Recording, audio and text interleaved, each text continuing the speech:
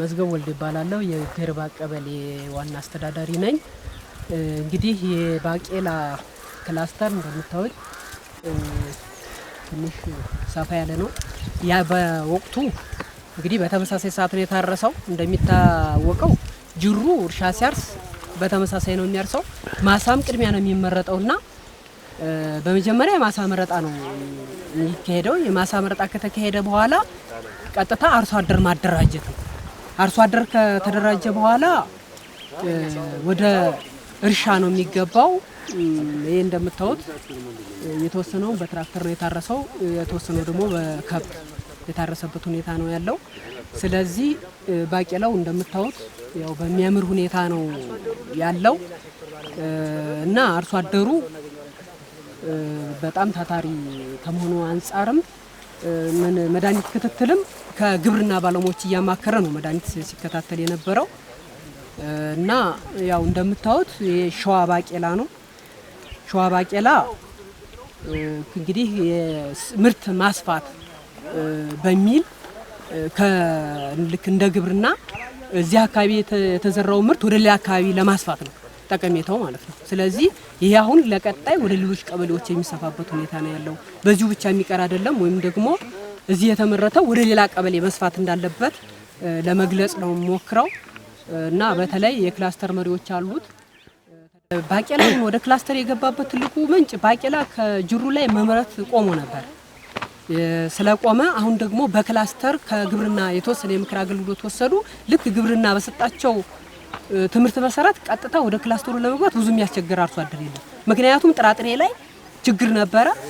ጥራጥሬ ችግር ስለነበረ ቀጥታ ቶሎ ብሎ አርሶ አደሩ ግብርና እንደነገረው ቶሎ ነው የገባው። ብዙ የሚያስቸግር አርሶ አደር የለም። ቀጣይ ሌሎች ቴክኖሎጂዎችም እንደዚህ ከመጡ እንደዚህ የመስራት ችግር የለበትም አርሶ አደሩና ጥሩ ነው። በዚህ ለመቀበል አርሶ አደራችንን አላስቸገረን የሚል ሀሳብ ለመስጠት ነው። ሙልጌታ እባላለሁ የግብርና ምክትል ኃላፊ። መልካም እንግዲህ ያው ወረዳችን እንደሚታወቀው 33 ሺህ ሄክታር በዘር ተሸፍኗል። ከዚያም ውስጥ አንዱ ክላስተር ምንድነው ባቄላ። ባቄላ ላይ እንደምናየው ቁመናው በጣም ያምራል። ይሄንን ወደ ጥራጥሬ የቀየረልን የደብረ ብርሃን እርሻ ምርምር ራሱን የዘር ምንጭ ሆኖ 15 አርሶ አደሮች ላይ ወደ 7.25 ሄክታር ላይ ሸፍኖልናል። ቀጥታ ከባለፈው ትሬንድ ስንነሳ አሁን አብዛኛው ስንዴ ነበር። አሁን ደግሞ ስንዴ በባህሪው ስንዴ በየአመቱ ሲደጋገም የምርት እንትኑም እየቀነሰ ነው የሚሄደው።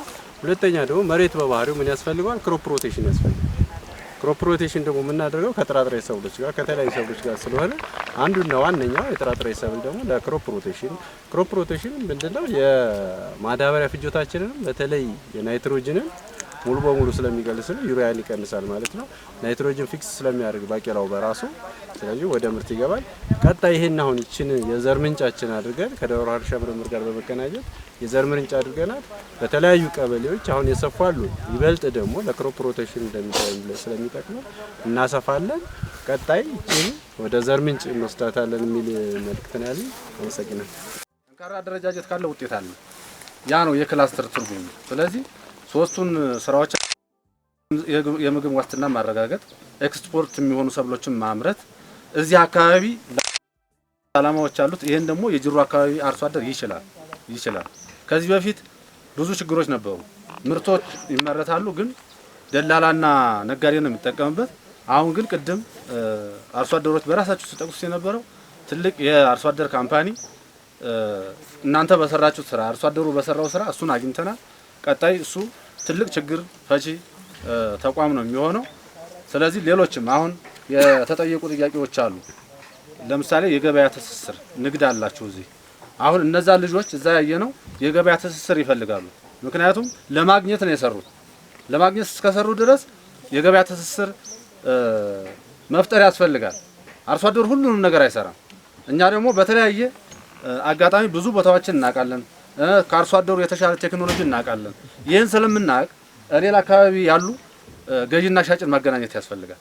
ስለዚህ እዚህ አካባቢ ገና ብዙ የሚቀረን ነገር ቢኖርም የተሻለ ምርት አለ። ይህን የተሻለ ምርት ደግሞ አርሶ አደሩ እንዲጠቀም ማድረግ በጣም ያስፈልጋል። እኔ ግን በጣም አደራ ምለው አሁን በሰብል በመኸር ሰብል ብዙ ነገር እየተሳካልን ነው የመጣው። በመስኖ ግን ጅሩ ላይ ገና ነው። ቆላ ቀበሌ ካልሆነ በስተቀር ደጋው ላይ ገና ብዙ ነገር ይቀራል። ኢቭን ቆላ ያለንን ፖቴንሻል እየተጠቀምን አይደለም። ስለሚታወቅ ውሃ ገብ መሬት ነው፣ ዝም ብሎ ይከርማል። የመጀመሪያው ቅድም እንዳልኳቸው አመለካከቱ አርሶ አደሩ ገና አልተቀየረም። ከዛ ውጭ ደግሞ